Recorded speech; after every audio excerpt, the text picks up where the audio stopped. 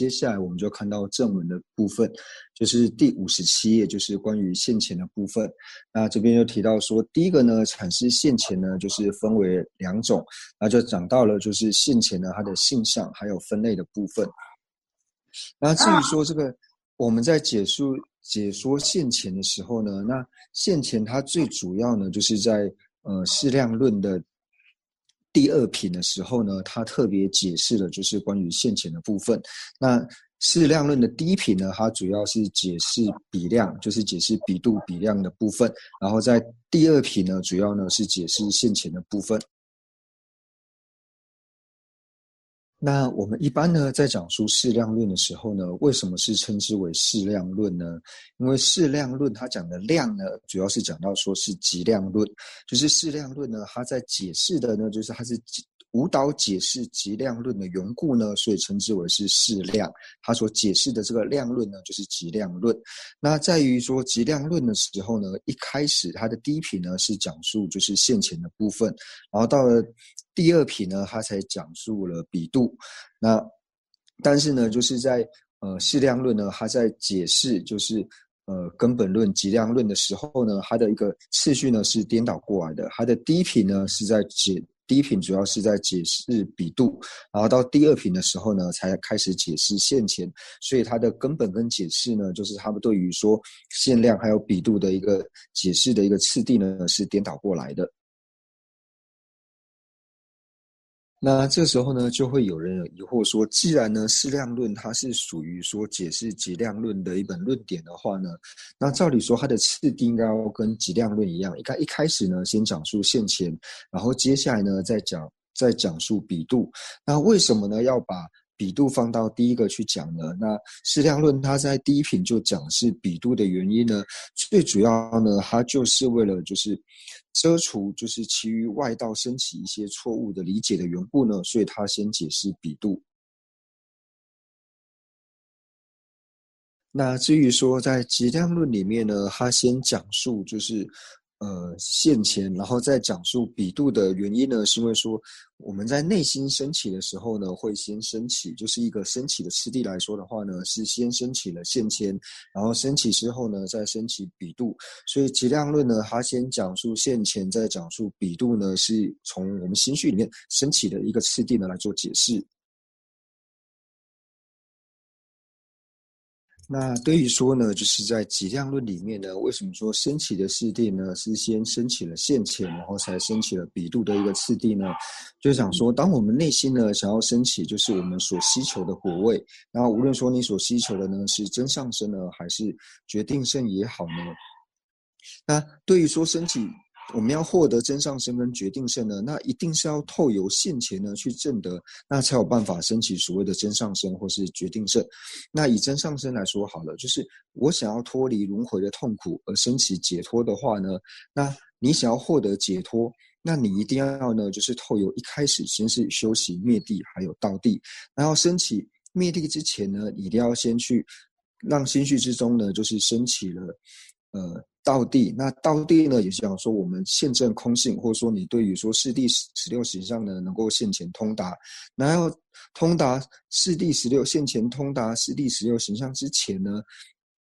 那我们知道说通达四谛16形象，这个呢是透由就是修所成慧才能够现前的通达。那在通达这个之前呢，我们要升起一个就是所谓的思所成慧。那在思所成慧的时候呢，最主要呢就是像我们刚刚所提到的，它是要去除掉就是我们就是邪执的这一部分。然后你要净除邪执的时候呢，就像刚刚讲的，就是透由三相呢，然后去证得，透由三相，然后引出正因论事，然后让我们去除邪执，然后能够证得这个所成。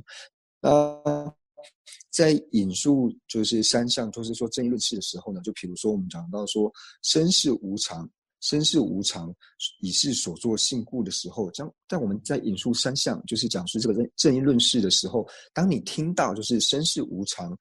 以是所作性故的这个正因论事的时候呢，就是耳朵听到的时候呢，这个时候其实就是你要去通达到所谓的就是生死无常这一点。那要通达生死无常这一点呢，就是之前呢就是要升起所谓的比度，就是透有比度，我们才有办法证得生死无常这一点。所以一开始呢，我们会讲到说，就是你要证的这些东西一定是限量证的。那在限量证的之前呢，就是你要透有比度去讲，所以它的一个次第呢，就是从限量呢，然后到比度的一个过程。那就是对于说，呃现前呢，在广说的部分呢，是在次量论第三品的部分呢，然后是广说现前。那这里呢，我们就看到正文的部分，那也就是在第57页的地方，就是第一个呢，讲到说现前呢，就是分为两种，就是性相和分类。那第一个提到说，以离分别且不错乱的了知是现前的性相。那这时候呢，我们就先来看到第一个，就是以离分别。那什么叫做以离分别呢？然后提到离的这个字的时候呢，就是离呢，它可以有很多不同的解释，就像是说我们说不是，或者说是断除，或者说我们心绪不存在这种东西呢，都可以称之为是离。那通常呢，我们在讲说这里的以离呢，就是以我们讲说世尊心绪中的一切片质来说的时候呢，我会说一切片质呢，它是远离恶障，然后远离它以离恶障的时候，就想说，一切片质它离开恶障的时候呢，我们讲说它远离恶障，或者说呢，它远离了我执，或是它远离了烦恼，远离了所断等等这些呢，这个时候呢。这个离呢，不可以用不是去理解，这个时候离呢是用断除去理解，就是说或者说心绪呢不存在呢，然后称之为是以离，那就是以一种对峙的方式呢，就是这种功德分呢，它升起的时候呢，要断除它的相违品的时候呢，那这种断除的方式呢，并不是不是的这种方式去理解离，而是用断除呢去理解离，不是用不是的这种方式去理解这个离。所以呢，我们在这边所讲的呢，所讲说一切片质呢，它在远离恶障或是远离烦恼等等的时候呢，是用断除呢去理解这个离。那虽然说呢，就是我们讲说，像是一切偏执呢，在讲说远离恶上、远离烦恼等等呢，它是用所谓的断除呢去离。但是呢，我们在这里讲说现前的现象呢，提到说以离分别的时候呢，并不能用断除呢，或者是说心绪之中不具足。分别呢这一点去理解，而这个时候呢，我们要去理解到的以离分别的这个离呢，就是提到说它本身不是就是这个心绪，这个觉知呢，或者说这个两知呢，它本身呢不是分别，它本身不是分别这一种呢来了解，而不是用对峙的方法呢提到说心绪之中已经尽除了分别这个去理解，并不是这个样子。这里所讲的以离分别呢，是用不是分别呢去理解，因为呢，其实经论里面有提到说呢，就是当你远离分别呢，是现前的这个远离呢，就提到说它不是分别的意思。我们在讲说以离分别的时候呢，那讲到说以离到说分别本身，就是提到说，跟分别是一的这个分别，或者说提到说跟分别是指一这一点，都不是以这种方式去理解，而讲到说以离分别，就提到说它本身就讲说不是分别这一点。那就是至于说，极量论的智士呢，就是陈那菩萨他所自己造的，就是极量论的智士呢，就是他本身在解释极量论的时候呢，他有提到说，就是直蓝色的眼知呢，他在直持蓝色的眼知呢，他在正的蓝色的时候呢，就是现起了蓝色，然后就可以提到说它是正的了蓝色。那它正的蓝色的方式呢，并不是现起了一个是蓝色的这种想法，或者说这个是不是蓝色的这种呢？它并不会现起这种念头，就是呃。蓝色的眼知在正的蓝色的时候呢，它纯粹就是因为显现蓝色，然后透有显现蓝色，理解蓝色呢，就称之为说蓝色眼知它正的蓝色。它正的蓝色的方式，并不是升起了一个是蓝色的这种想法，或者说应该是蓝色的这种念头，它并不会升起。为什么呢？因为当了知或是觉知呢，它如果说要升起一个就是是蓝色或者是应该是蓝色的时候呢，那它就一定要掺杂着意共相，掺杂着意共相去了知的话呢，那这个呢就一定是属于分别。所以呢，当陈大菩萨在吉良的智士提到说呢，就是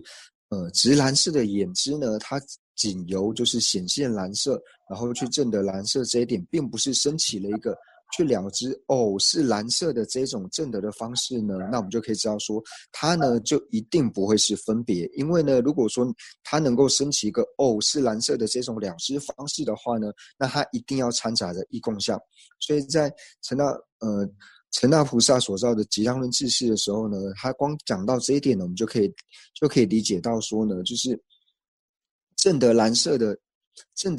这个眼知呢，它本身是现前之外呢，而且可以直接的带出呢，就是它其实已经提到说它是离开分别的这一点，它是透由离开分别这一点而证得。为什么呢？因为它是不掺杂着意共相这一点去证得的缘故呢，所以呢，它是属于现前。所以呢，陈那菩萨呢，在解量论的知识呢，就是他提到说呢，就是其实正得蓝色的这个眼知呢，它对于蓝色呢是无错乱的，而且呢，它并不会升起一个这个是蓝色的这种理解方式。那在这句话里面呢，虽然说它没有直接点出，它没有直接显现出现前的现象，但其实呢，它已经把现前现象的内容呢，都完全包含了进去。因为第一个呢，就提到说，直蓝眼知呢，就持直蓝色的这个眼知呢，它能够理解蓝色。那它既然能够理解蓝色的时候呢，就表示说它不是错乱世，它是属于无错乱世，因为它能够了知蓝色的缘故呢，就表示说它是没有错乱的。那第二个呢，就是说它能够了知蓝色，而且呢，它并不是透由是蓝色的这种方式呢去了知蓝色，那不是透由是蓝色的这种方式去了知蓝色呢，就表示说它并不掺杂着意共相，所以呢就已经把离分别这种也带进去了。所以当它能够在这一句话里面呢，它就其实已经具备了说无错乱还有离分别这两点呢，所以其实它虽然没有直接显现出说现前的性相，但是它已经间接的点出了就是现前的性相呢所要具备的两个条件，就是无错乱呢和离分别这一点，也就是呢不具备意共相去了知事物的这一点。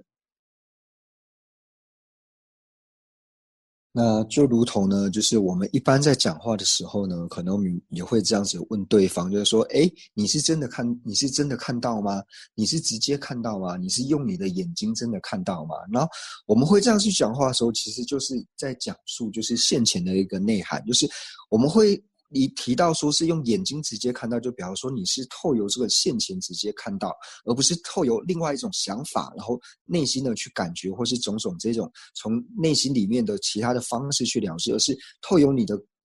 的根识呢直接看到的这一种呢，我们就会提到说这种呢就是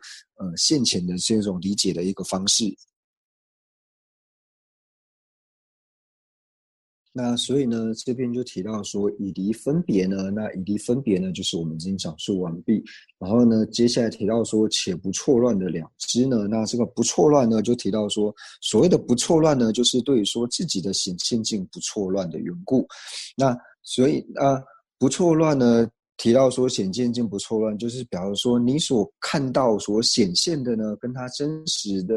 存在的状态呢是符合的呢，那称之为是不错乱。所以我们往往都会就是口语，或者说我们直接在讲话直接说，哎，你看到了没？那会看到没，就是表示说你所看到所显现的呢，跟它的真实的存在呢是相符顺的缘故呢，那这边就是所讲的不错乱的意思。讲到说以离分别呢，就是它直接排除掉了，就是比度还有分别知等等的这一些呢，就提到说，只要是现前的话呢，它就一定不可能会是比度，也一定不可能是分别知，或者说呢，只要是比度跟分别知的话呢，它就一定不会是现前。